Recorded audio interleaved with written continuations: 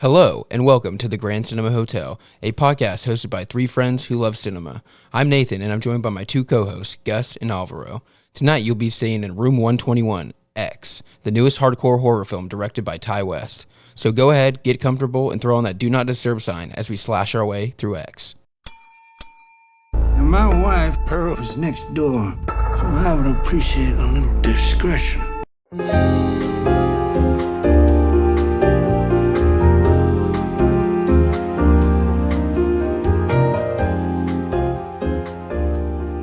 What's going on, all you wannabe porn stars? Thanks for checking back in the Grand Cinema Hotel. If you're listening on YouTube, don't forget to like, comment, and subscribe. And if you're listening on Spotify or Apple Podcasts, hit that subscribe button and you can get weekly notifications on when we drop our newest videos.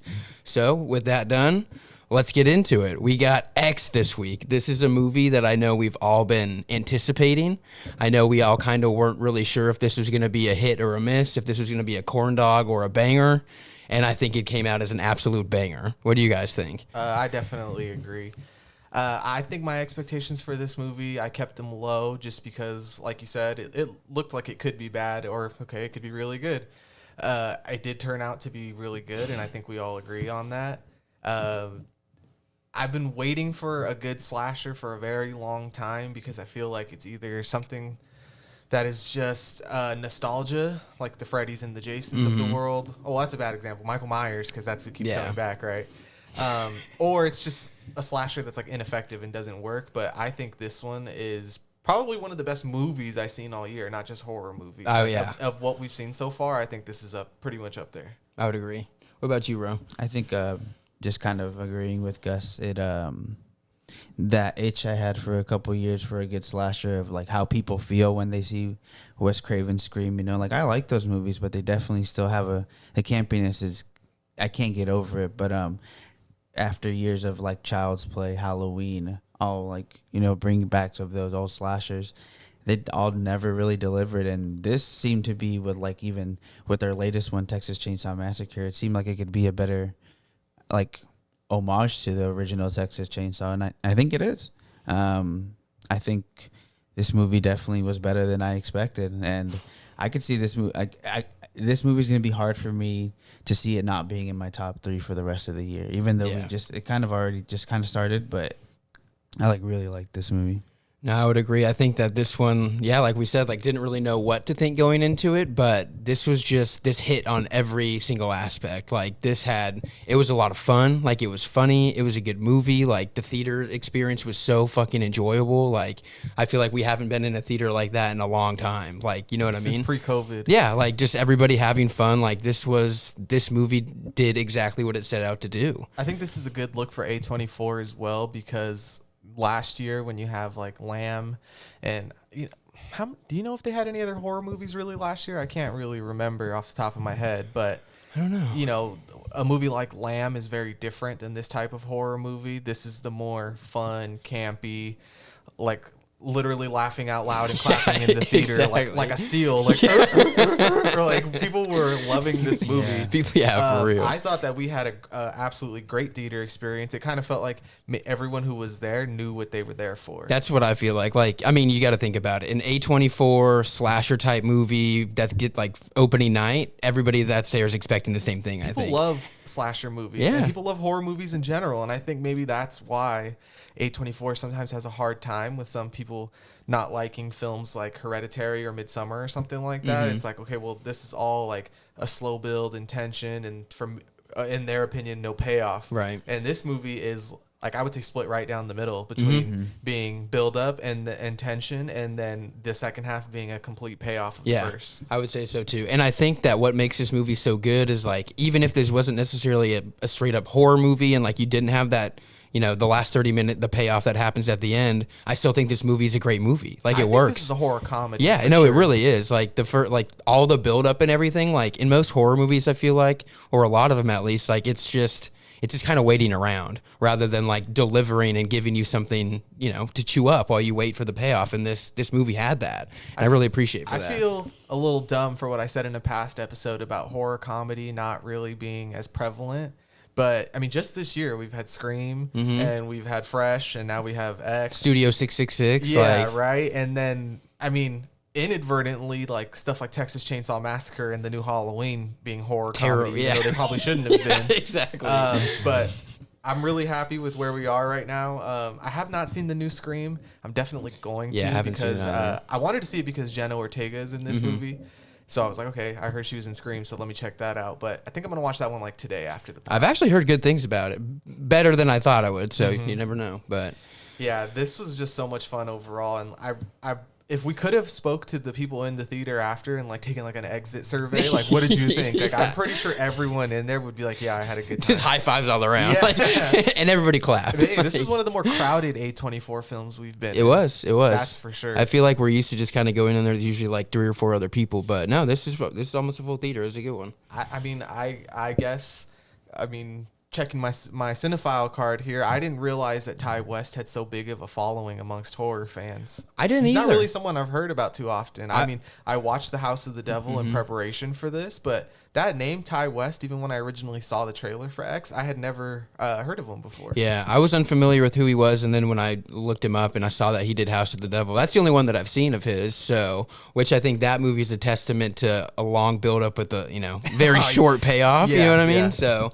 I think that his ability to kind of almost correct that's really cool. Like he hit on this one hard. So. Definitely. I kind of feel like House of the Devil and all the other horror films he's made, even though I haven't seen them, so I mean, take my opinion with a grain of salt, that it's all been a culmination of this. And he hasn't made a horror movie in a decade. He hasn't made a movie in 6 years. So I think that he's just been brewing and sitting, and I think he went back to what he enjoys most about movies, which is fun horror movies like this from the 70s and the 80s. And this movie's like a love letter to that whole genre and that time period. It's a total homage to the retro slashers, the Texas Chainsaws, the Halloweens, the stuff like that.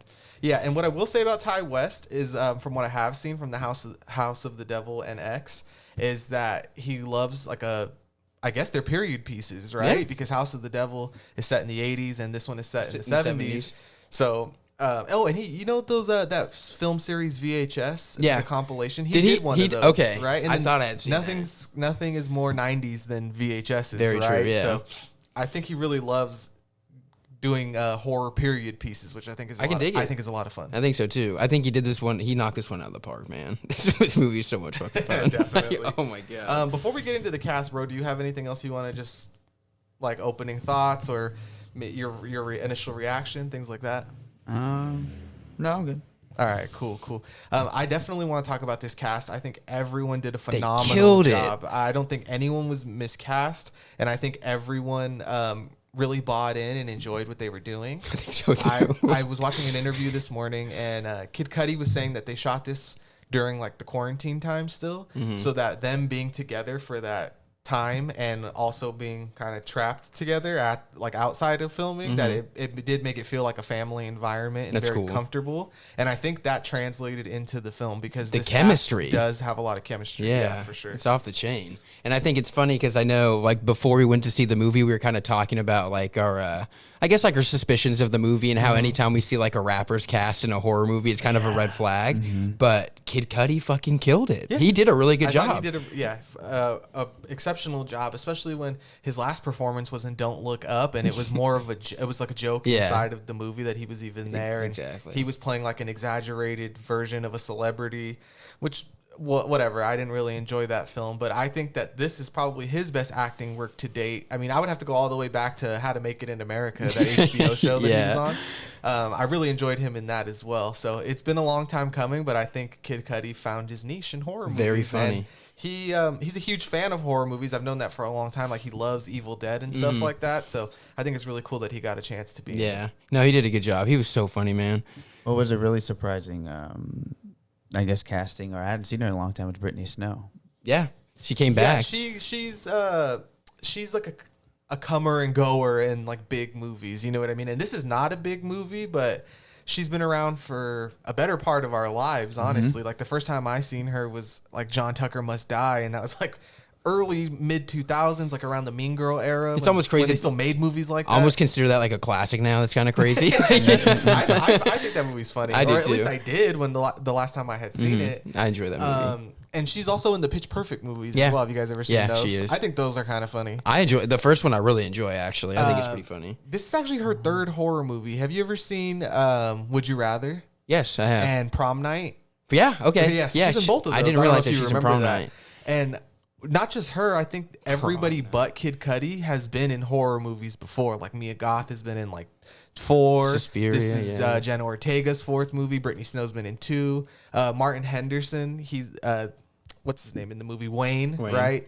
He also has been in 2 horror movies before this. He was in the original Ring. I don't know if you know That's that. pretty cool. I didn't know that. That's pretty sick. That I really just love that Ty West and this cast obviously have a big love for horror movies, and I think it really, I think it really shined. Yeah, I think so too.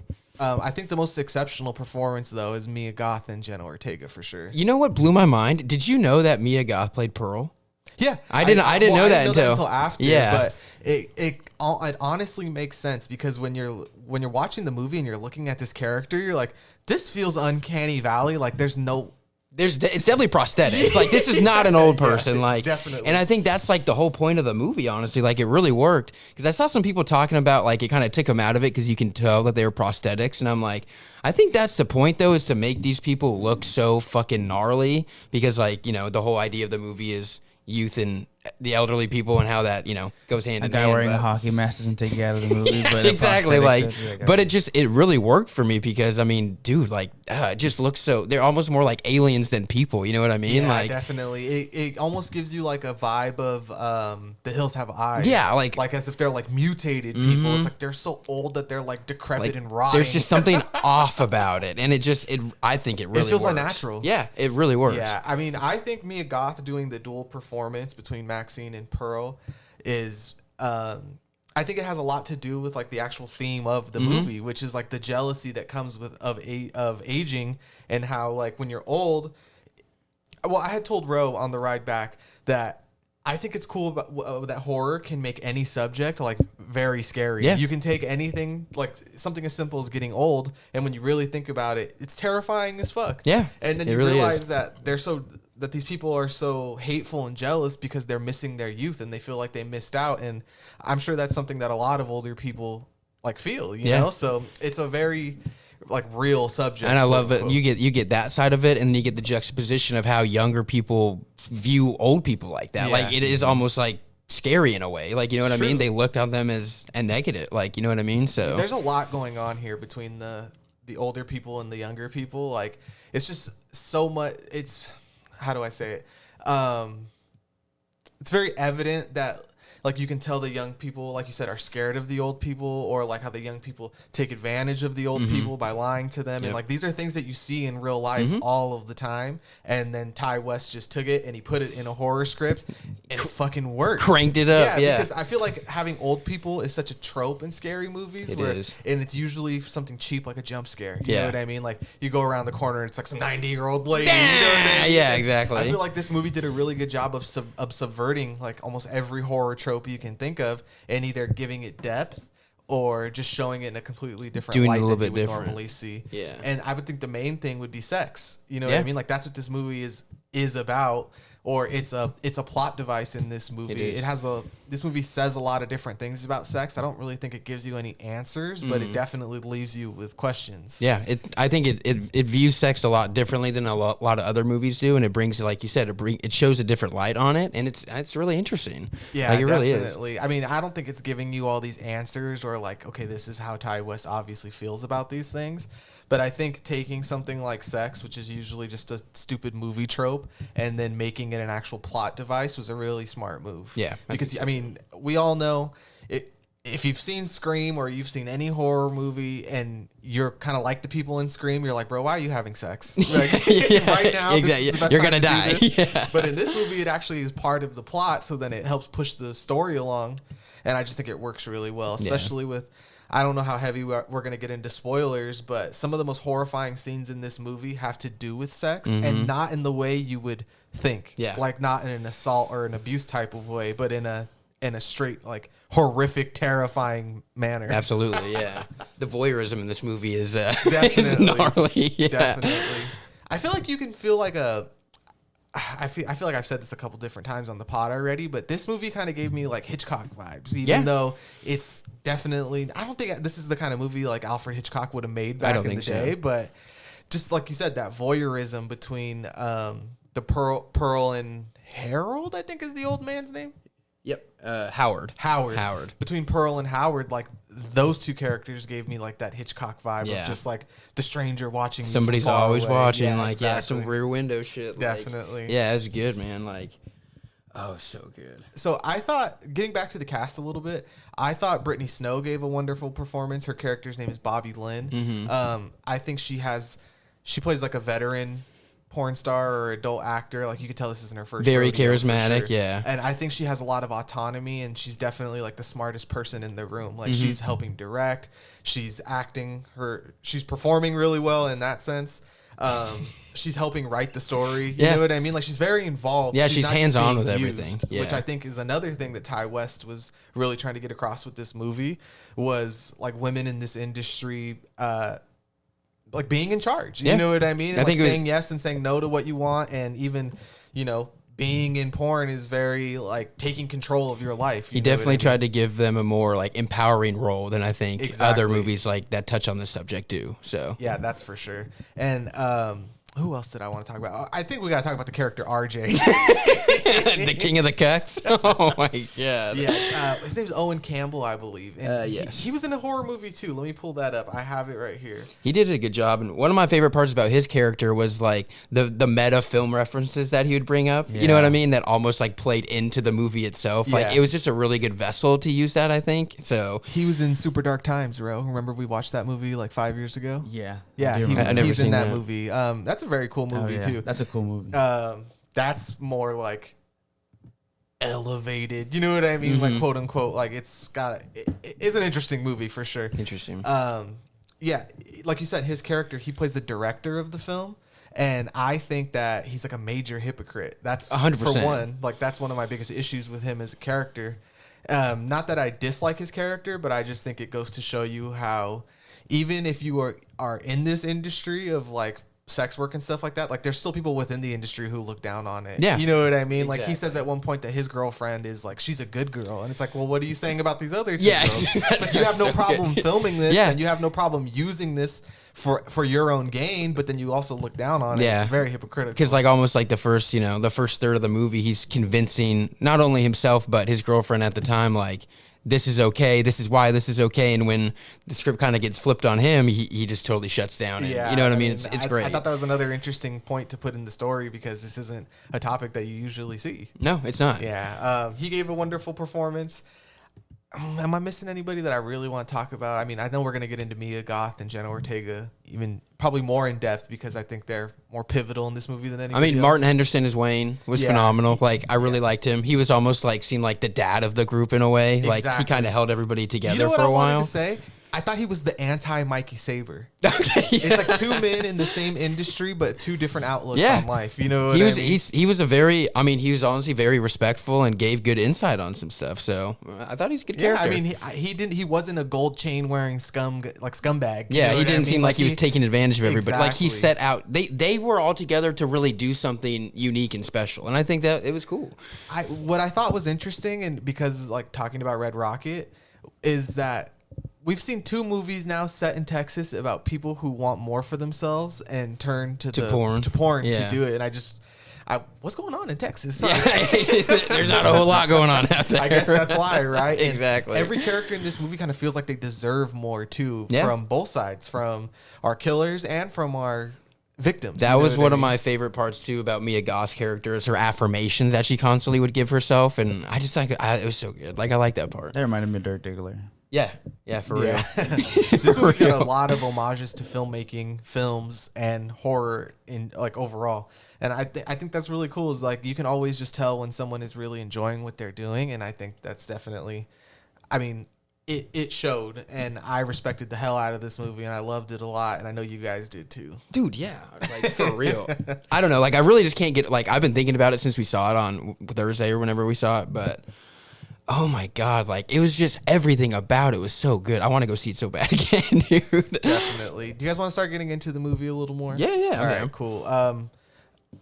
What do you want to do? Are we doing spoilers? Are we not doing spoilers? I would say tread lightly. We'll do light stuff. Like, don't give anything crazy away, but we can touch on some stuff. We're 20 minutes in. I hope by this point we've convinced you to see this movie. And you know what? Pause this and go see this and come back and finish. Yeah, because if we say something, I'm sorry. But honestly, like, I will say that I was invested in this movie within the first, like, 15 seconds. Like, the shot from out the barn, and, like, you can just see that there was a absolute carnage fest that took place, because this movie starts the day after what we were, like, the actual movie. You know what I mean? Movie trope. Yeah, exactly. And you just kind of see, like, the aftermath, or you see a little bit of the aftermath, and it's just kind of like, what happened here, you know? Isn't that how Texas Chainsaw Massacre starts?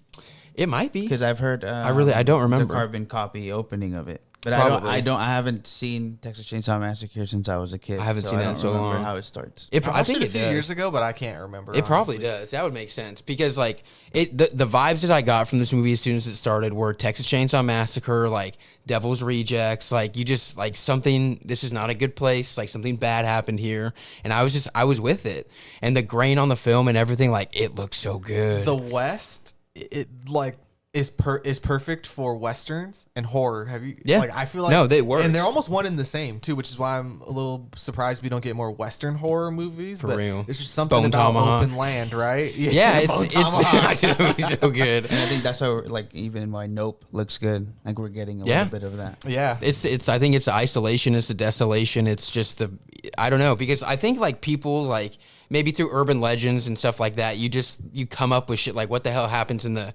house, like, you know, 100 miles away from everything else. Like, there can't be anything good going on out there. definitely. So it just If kind you of got builds a onto desert that. or you got a big farm, like, you got prime horror movies. Yeah, set like, pieces. it just works, and everything's so old and dusted. Like, it was so good. I think it always feels of a different time as well. It does. Right? Which, I mean, in this movie, it actually is a different time. We're looking back in time.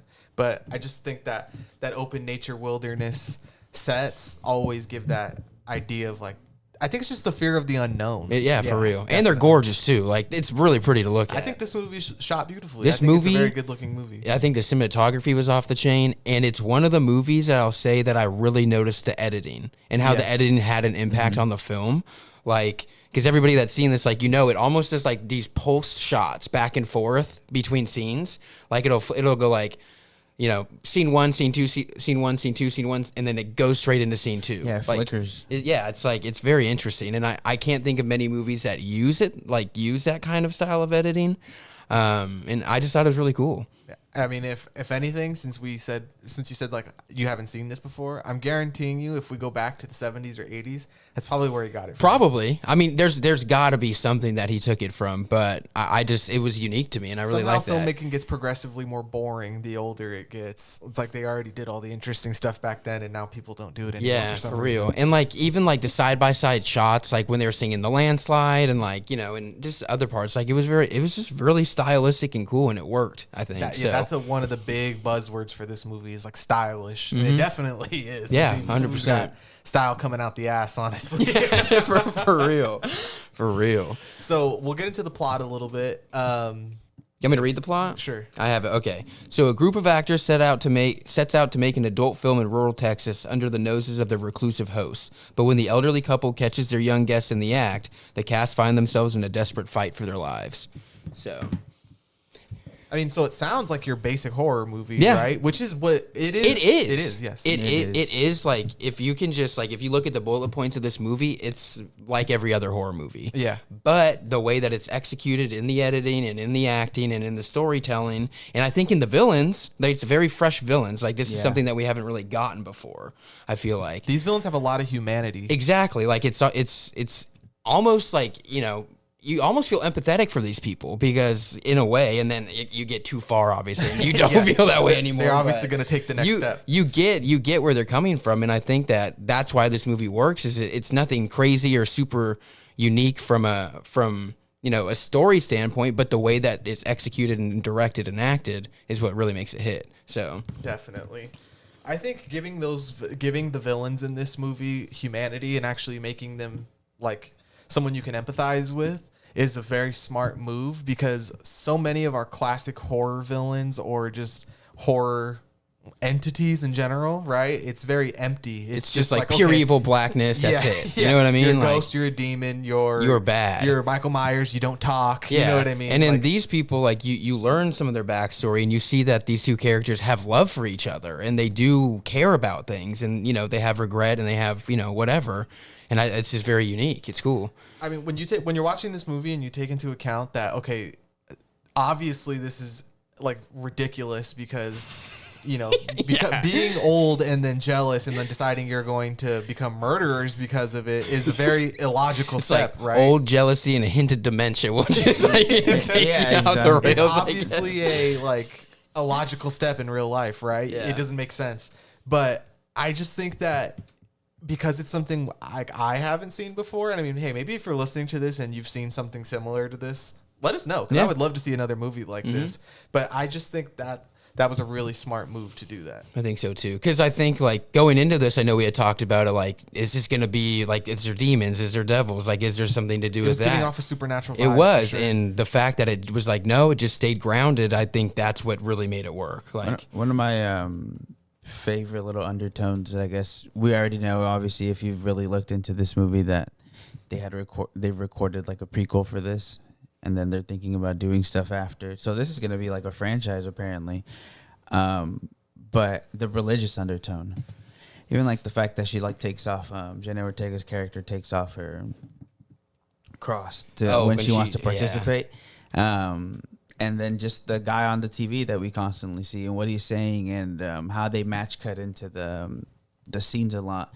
And I think that's why I want to watch it again. I want to be able to pay more attention to specifically what he says in more parts that I was kind of just letting it go, more enamored with the visuals. But I do think that that's going to be more touched upon on the stuff, the prequel that we're getting and whatever else we get after. I think so too, because I mean, that seems like that's a big driving force of the movie, and why I feel like Pearl is in the situation that she's in is because she didn't take those risks when she was younger and do the things that she wanted to do, probably because of religion or whatever.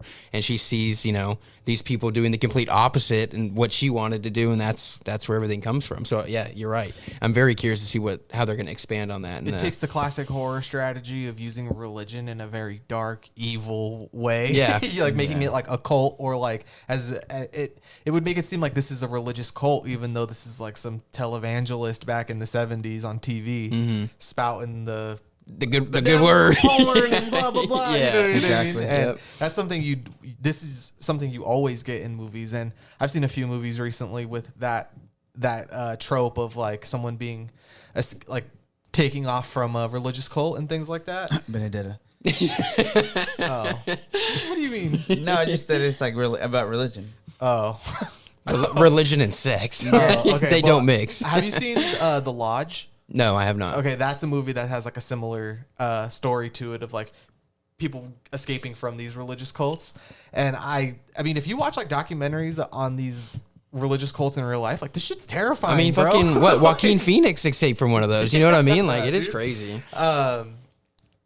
But since you guys talked about Pearl and we talked about Mia Goth, I think this is really the time to get into like how wonderful her performance is in this movie. She stole really the show. shines as Pearl. I think she gives a good performance as Maxine, which is her character's name in this movie, but as Pearl's where she really steals the show. And because I didn't know until after that she was doing the dual roles, I just was... It really took me by surprise. I was like, damn, she's borrowing from the Tilda Swinton book. Exactly. Exactly. I will play two characters. Exactly. Damn, I ain't seen this since the Nutty Professor. Yeah. Is this Suspiria? But no, for real, like she really did shine. And I think that, like you said, the fact that I didn't know, because I was doing research and I was like, well, who the hell played Pearl? Because I just wanted to know. I was like, obviously it was probably a younger person. And I was Mia Goth. I was like, there's no way. But I think that's really cool. And I don't know. I think our introduction to Mia Goth's character is really good too. Like you can tell that she's doing her affirmations, she's snorting her coke, and she's ready to move, like do something with her life. Yeah. To be somebody else. And I think that, I don't know, it's really good. She had a really good performance. I think that performance is Pearl, and the fact that she's acting against herself in a lot of these scenes is real. It really shows her range as an actor. And this is her first main role in a movie. She's been in a lot of movies, but she never played the main character. And in this, she's front and center. And I just think that it really it really was like a star showing. You know what I mean? I think this is going to make a big name for her and putting her in hopefully a lot more horror movies, because I love that her and Jenna Ortega are like the new Scream queens, like Jamie Lee Curtis or something like that. No, they do a great job, so it works. Definitely. I think one of my favorite parts with her, just that really to me showed her acting ability, was when she kind of meets Pearl for the first time and they're drinking the lemonade, and you see how uncomfortable Mia Goth's character is, Maxine, and she's just chucking that lemonade. Like, you can just tell, like, I was like, wow, all right, here we go. Like, here we go. It's really good. Yeah. She said that Mia Goth had worked with Ty West. Like, they talked on the phone every day for months and like for hours at a time, just like talking about Pearl and Maxine and what they wanted to do. And I just think that really shows you that they put a lot of care into this character, where maybe if they had had a different cast of people who weren't so into horror movies, this movie wouldn't have been as good. Maybe not. Because even Martin Henderson, like, I heard him saying that he was like, I didn't do that much to prepare for this movie because I kind of thought it was just going to be like another horror movie. And then like when I realized like how special it was what we were making, that it kind of made him pick up his game. Like, okay, like let's really do this. Like, I'm in on this. But Mia Goth from day one was like, okay, like, fuck yeah, I'm ready to do this. And that performance is amazing. Mm-hmm. It really was. Her by the end, oh my God. Oh my God, dude. So bad. And she is going to reprise the role in the prequel, which perfect. Like, I don't want you to change that at all, and I'm excited to see more. I'm excited to get more of this universe. Me too. I think it's badass that this is going to be its own franchise now. It's great that something original now gets to become a franchise instead of just rebooting already existing IP and then be like, okay, we're going to make 3 more of these. Like, at least it's original. I'll always give the benefit of the doubt to something original. And if your first movie's going to be as good as this is, I'm going to stand by it. You know what I mean? I'll ride with you through however movies you want to make in this universe. Definitely. So I mean, as long as they don't do like an Army of the Dead route and give it a TV show and an anime spinoff on top of the other 2 movies, like, I think I'll be happy. No, for real. Oh man. The performance of Howard in this movie I thought was very chilling and creepy as well. And that's like, because I mean, you meet him first before you meet Pearl, and dude, like, he's got one tooth in the middle of his mouth. Like, a gerbil, dude. Yeah, like, what the fuck? So many liver spots, dude. Like, it's crazy. But he's also played by somebody that's not that old. He's played by, what's his name? Steven Yeun or something like that. He's definitely not like 90. No, right? he's not. So once again, like, just the prosthetics really gives you this fucked up, like, who the hell is this person? Like, there's no way this person's alive kind of thing. But I know, right? This is like, if these were real people, I'd be like, this is inspired casting. Like, damn, you had to find, this person probably never acted before. Like, you went through all the old folks' homes to find these people. Oh like, my you find God. this guy? Yeah, Like, the cave from the Devil's you Rejects? had to get the nurse to sign off on their slip every day so they could leave. No, dude, it was terrifying. And I do think, like, us as the audience, we're proving a lot of the points of this movie, because when you see like the older people being intimate or just how like scary they're looking, people like, we're fucked up, dude. People were like laughing their ass off, dude. And I'm like, this is totally going against what this movie's trying to tell you. Yeah. Like, how terrifying this is. And you're seeing 2 old people having sex and people are like, You're like, this is fucked up, dude. Like, just goes to show you, man. Like, even us who's enjoying it and thinks we're understanding the movie, we can't help ourselves to laugh. No, and it's to feel cringe about what we're seeing in front of us. it just goes to show, like, you know, the point of the movie is, you know, people do feel like that. So yeah. whether or not you want to admit it or not, that shit's nasty as fuck. I know, dude. It's been a long time since I've heard people oohing and awing in the movies like that. And like, ugh. Yeah. Ugh. It Like, was just, I had so much fun. I think I legitimately had like 6 or 7 audible gasps in that movie. I was like, oh my God. I know that we were just like hitting each other the I whole know, I was gonna say, fucking I think movie. my left arm had a bruise on it the next day from how Nate was like, I was like, oh my God. Of course I see this. I did something I never normally do, which is I actually clapped at one point. I Like, know, oh, boo. shit, right? Yeah. And people on the other side of the theater started clapping too. They were like, oh shit, we're just letting these loose now. Let's go.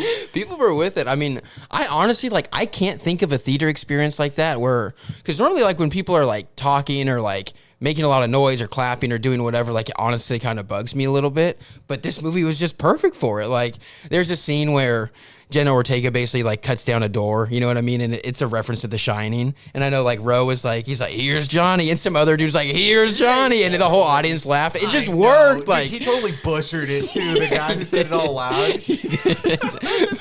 They gave him the cheap applause. Yeah. People will be entertained by anything. But it seriously was just so much fun, dude. Like, I think, well, let's talk about some of the kills. I don't really want to get into detail. How do you explain these kills, like, step by step, right? You can't, but it's a slasher movie. Mm-hmm. You already know most of these people are going to die. But I think that they came up with a lot of different creative, like, funny, scary, interesting ways to show these kills. Gory. The gore was there. The gore is out of control in this movie. I was reading that some people said that they wish there was more gore. And I was like, people are always going to feel yeah, that. exactly. I was like, I think it worked out pretty well. Like, it really was. Like, the first kill was absolutely brutal. RJ, oh my God. Dude, Jesus. Yeah, dude. That dude had a... I felt like that moment in the film had a scene homage to Texas Chainsaw Massacre, because you know at the end when Leatherface is like on the highway and he's just like spinning around. Yeah, right. I mean, Mia Goth as Pearl gives this dance performance. Like I was like, it's Girl Joker. It's like, her Joker dance.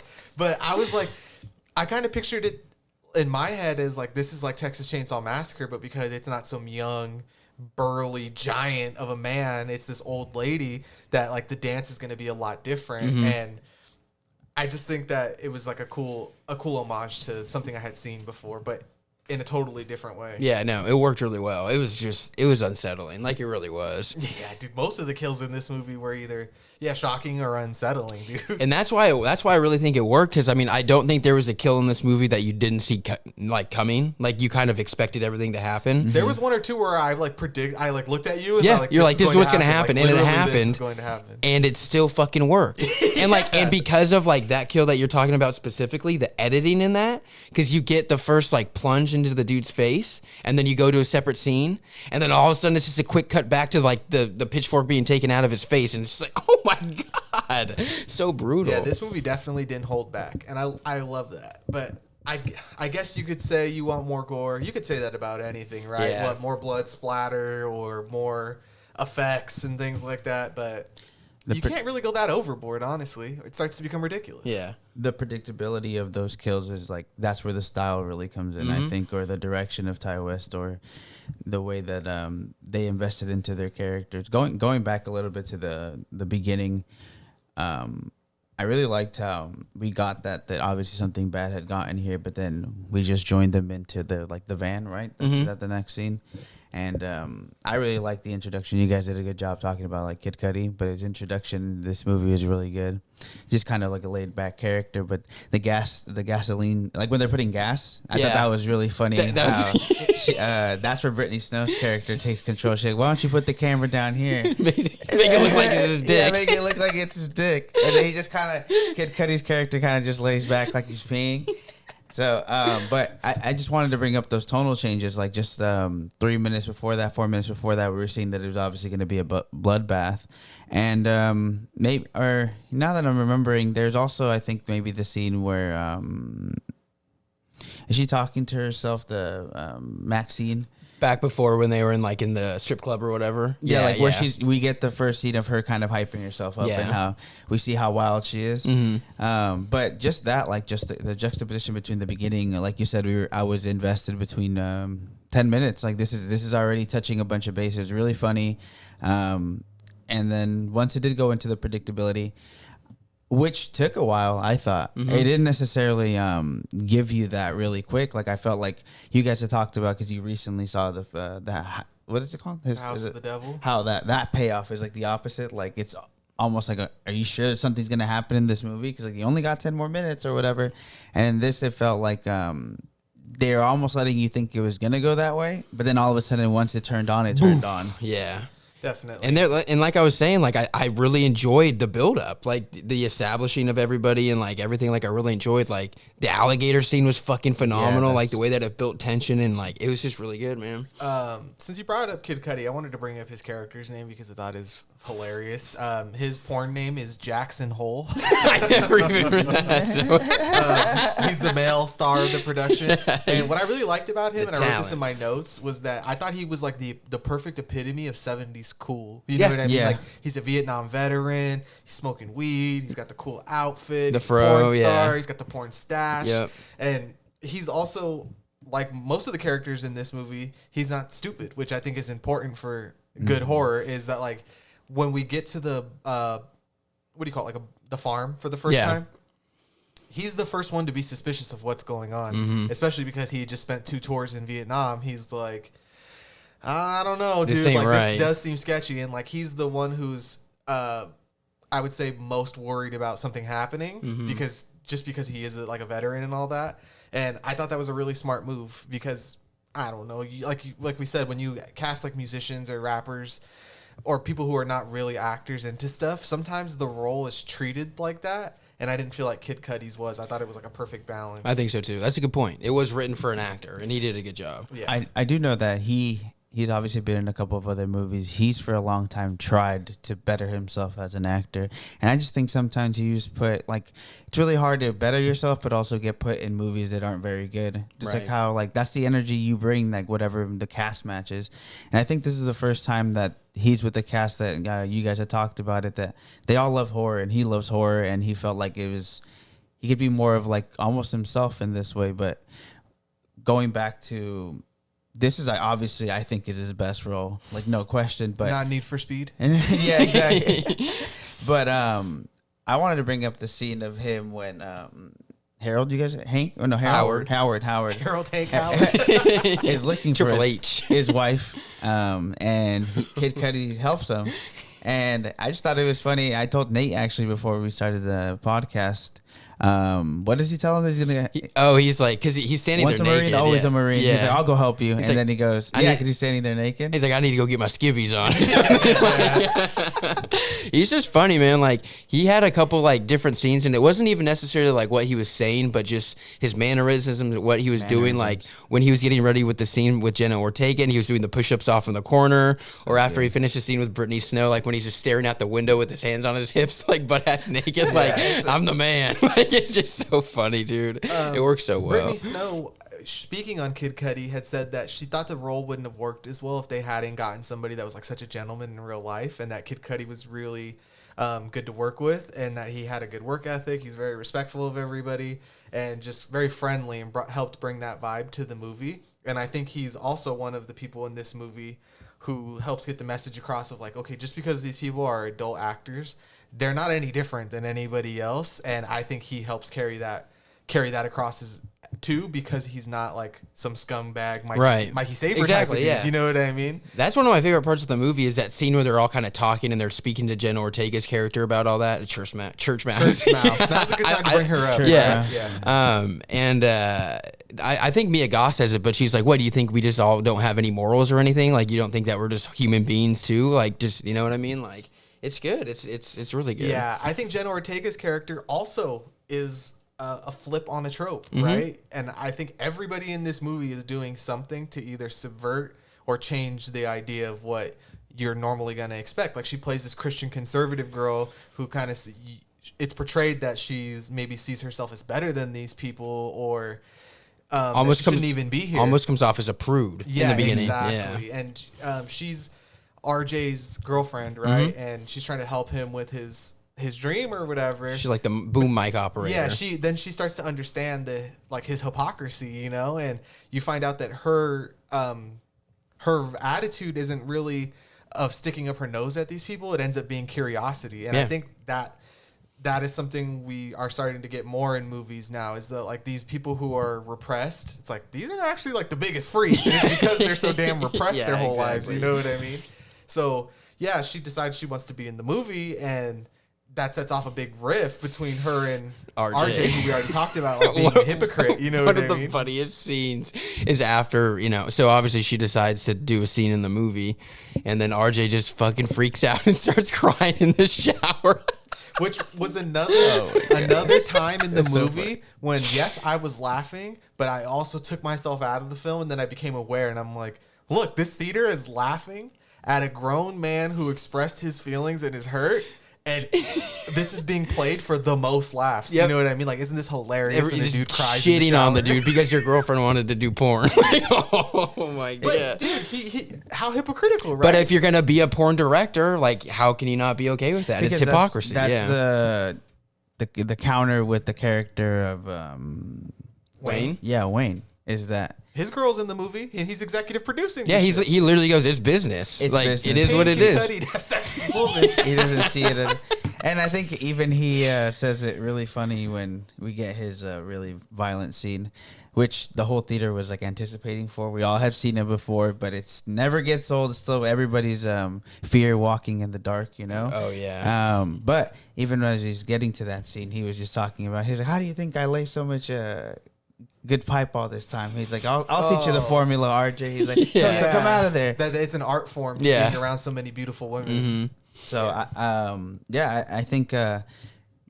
like Jenna Ortega's character usually in another slasher would obviously sometimes even be the one that comes out being the only one alive, because it almost in a way is kind of teaching you this is why these things are bad, like this is why you shouldn't be porn star. And like in this movie it like subverts that, like you guys said, and just kind of like makes the character now side with them, and now there's only the person who was on their side now becomes the one that's isolated, and that's why I is the first kill actually. I mean, for a Yeah, long exactly. time, horror movies did what the gym teacher in Mean Girls did. It's like, do not have sex in the woods. Yeah, you will die. Yeah. Exactly. Or like slasher films, like we talked about, just like everything was just like revolved around teenagers doing stuff they're not supposed to be doing, or like, oh, you guys are having sex with the baby, like the babysitter's having sex, and of course you didn't wash the door. And I just think this movie, yes, it has all those slasher things that we've talked about, but in the term that everybody doesn't really like, it's like it brings in those elevated horror themes with actual themes that a big theme that everybody can relate to, and it's getting old. Yeah. And I think it's true. There's going to be a point where we're all going to be wrinkly and think we're disgusting. Some and, ugly motherfuckers. and you're going to see somebody who's, we're going to be some ugly motherfuckers, and you're going to see some really attractive young people. And I wouldn't bug me, but it is funny to think that it could be that bad, that it could bug you, and it could be that personal. And that might be all tied in again to the religious stuff that, again, Jenna Ortega's character seems to drop in this, I guess, revelation of a film that she's in. kind of the only one who really has an arc in this movie Almost. of not being the same person who she was before. True. I mean, Mia Goth has the biggest, like, overarching arc. I mean, at this point, she's going to have an arc through movies. Right. But Jenna Ortega's character, Lorraine, definitely has the biggest character change from beginning to end in this one. I would agree. Yeah, that's a good point. I mean, I thought Jenna Ortega gave a hell of a performance, even though it was so subdued in the first half.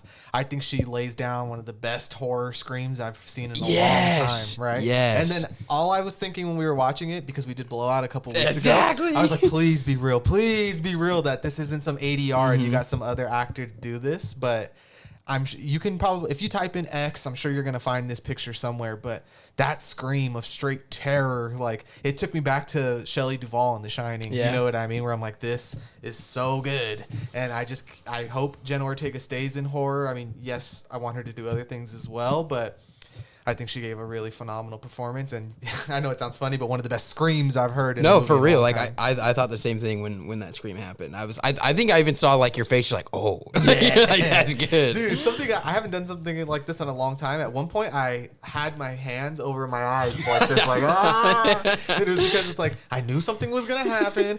Then I was like, this is inevitable. You can't stop these things in these types of movies. Why am I so scared? But I just had so much fun. Yeah, dude, it was fucking awesome. Like, and like, dude, I don't even know. Like, this is a spoiler. This is a spoiler.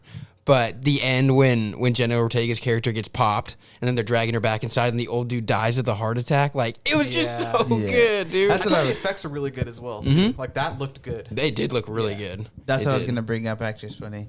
Like the difference in kills, I think, is what really works in this movie. You get the regular ones that you would think would be in any slasher, but then you get kills of very like where they are in the setting, like Texas, and then you get Looney Tunes type kills. and then that's what I was gonna say, and then you get like, I don't know if I want to spoil it. I'm just gonna like the way that one of the characters basically gets laid out towards the end is basically, we already said they're of old age, so it just would make sense that that's exact, or well, both of them actually, it just would make exact sense that that's how, like, they can't be Freddy or Jason because this is like because of their age, and I just thought those parts become really funny, but then in the same way that you were talking about, it's almost like it's not supposed to be funny. Yeah, because she has all this hate for this person, but the fact that her body's giving up on her and like.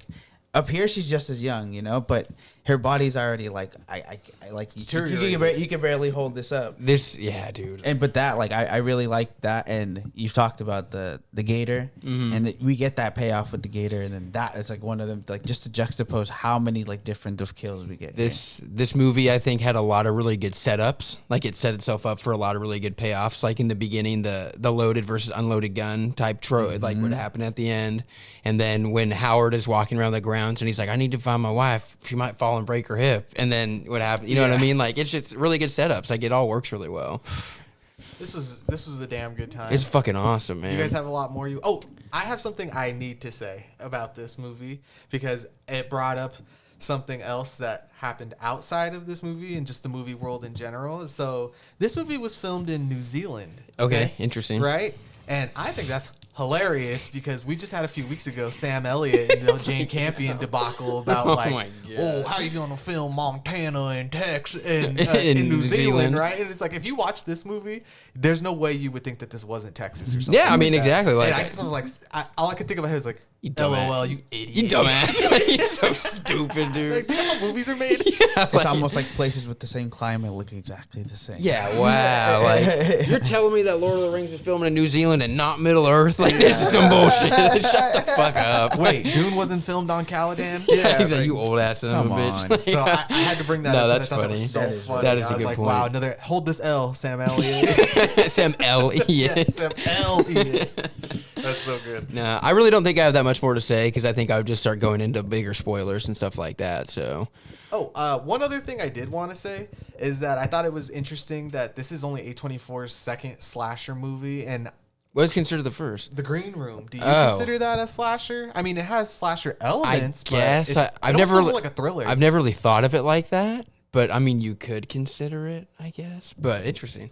And then two other things I wanted to bring up was that the movie is called X because of the MPAA rating system back in the day. So from 1968 to 1980, there was an X rating, and porn directors and distribution companies would use that loophole as a way for them to get their movies into theaters, and that's why you don't have porn in theaters anymore, and why we have the NC-17 and R rating, because it caused actual films to be censored and considered R, and then once they got rid of X, they made it NC-17. And then the difference was that with NC-17, you have to have your movie trademarked, and with X ratings, you didn't have to have it trademarked. Interesting. So they kind of they closed that loophole, and then that's why the movie's called X. It's a homage to that time. That's right. Cool. And then the other interesting thing is that the porno inside of the movie that they're making called The Farmer's Daughters is a 1976 pornography. Oh, is it actually? Yeah, I mean, that's funny. I'm sure it's not supposed to be like they're making that movie. Right. But yeah, there is a movie called that. 1 out of 5 on Letterboxd. What is it? Indiana Bones. What was it? Alabama Jones and the Busty Crusade. Oh I my forgot to god! bring that up in the Indiana Jones episode. Oh my god! But I had a phenomenal time. I gave this I want to eventually shed the rating system because I don't know. I think rating a movie 1 to 5 or 1 to 10 just doesn't make sense to me. But I did give this a 5 just based off of my feeling walking out of the movie. I had so much fun. I was slightly scared. I laughed. I cried. You know what I mean? Like I had a phenomenal time at the theater. Yeah, I mean, if I had to rate it, I would give it like a 4.5 or a 5. Like it's in my opinion for the type of film it is, it's perfect. Yeah. I seriously had so much fun watching this movie. Like I can't get over it. Like I just like I still relish in just being in that theater watching the movie for the first time with you guys. This is the slasher of this time. Like this is what we're gonna look at for sure. Like, it was another proving point that like, look, you can still do something new. And like just the fact that this really is like so up our alley, like our bread and butter, like a good fucking A24 slasher, like, you know, like it's exactly what I wanted. It's exactly what I needed. Like go see this damn movie. Go see it in theaters because seriously, it's such a fun one to go see. It's gonna be a lot of fun if there's other people in there ready to have a good time. Mm-hmm. For real. Closing thoughts. I just wanted to say, I hope whatever new slashers come out or anybody writing that's in school that takes a lot from this movie, I hope that we're kind of done seeing the regurgitated same format to most slashers. This really proves that they could be done better and still be a really, really big homage on stuff that it's based off of. But you could just add other elements to it or just have characters like a sarcastic cares. I think hopefully this movie changes that. I think if you're a horror fanatic, junkie. I know that sometimes people, this is like a joke on the new Scream, and when you guys see it, maybe you guys will get this, but it's kind of like comparing elevated horror with like slashers, and this just kind of proves that they're both still under the same, like the branch of horror. And I think this film, if you're into slashers and into the kills and into stuff that you just really love about all of the classics, you're gonna get that in this. But if you're also into like A24's art housey look at stuff, you're gonna get that too, and very well executed and very well mixed. And I think that's why this movie's gonna really develop. I think the people who really are like really gonna stand for it are really gonna love it for a long time, because that's how I feel about it in terms of it just gives me the best of both. And I hope A24 is making this a franchise, and I can't wait to see where this goes. And I just hope, you know, Halloween and all that stuff just dies off and we just can kind of get more original stuff that's, you know, just brings all this element to it, because this is like really fun to watch. Pearl. No, exactly. Man. Yeah, I mean, I definitely hope we get rid of the term elevated horror, and I'm sure I've used it before on this pod. It's just because I don't really have another way of describing things, but then the more I think about it, I think that it's not so much that it's elevated horror as in this material is so much better than something else, because it's not. No. Honestly, I do think it's elevated directing, you know what I mean? Like you have to get people who love this stuff to make it. And I think that's when it becomes elevated, quote unquote, like Robert Eggers and Ari Aster and Julia Ducournau and Ty West. Like these people really do love this stuff, and they see it like it is 5-star material, like it is deep or, you know, whatever. Like, and that's important to have people who really want to make movies that they enjoy and they think are just as good as your quote unquote dramas or tragedies or, you know, anything like that. And it's true. Like, as long as you get people who love making these things and you give them the freedom to do it, I think you're going to get something good. And it's not that it's elevated. It's just made with love. It's fucking good. Like, I think, it's that what he was just saying. Sorry to cut you off, but it's elevated storytelling. They added depth to these characters that usually people like, yes, we're watching this movie, or whoever's into the porn, like they kind of even joke about it in the movie, like they just want to see us naked, but not necessarily, not always. Like, just because it's something crude doesn't mean it can't be elevated to actually, the characters have depth, and this is what this movie does. It gives its characters the depth that a drama would give its characters, the depth that cinema gives to its characters that not necessarily in this type of genre. And that's like, and I agree with you that it's kind of offensive sometimes to call it elevated, because it kind of puts down like other horror and like stuff that I really like too. But I think it is elevated storytelling, and it's just because like adding more dynamic to the characters. Obviously, Jackson Hole was just supposed to be a porn star, but here he's not. Here he's a military veteran, and he's witty, you know, and I think stuff like that is what really makes this movie pay off. So I agree with you. I just hope they take that formula and know to add, like, you don't have to bring Larry Strode back to get me invested. Like you could make these new characters like just as good. Facts. Like I think you can tell, like we talked about, this movie was made with a lot of love from the director standpoint, from the acting standpoint, and I think what we saw in the theater from the audience standpoint. Like, this is a movie that there's no way does not become a cult classic. Like, this is that kind of movie, and I think this movie will be and stay around for a long time. Definitely. Yeah, I think that's going to wrap it up, right? Yeah, Because I'm sure we could probably continue to go on, exactly. but it's just going to get extra spoilery and Extra spoilery. This movie was exactly what I wanted. It's fucking awesome. Made dude. for the people. Yeah. This is made for the people. This is, I feel like, everybody talks about if they give you, like, what would you make? This is like Something what you like give this. somebody who you hang out with. They give the money to make something that you'd want to love to see. And Good.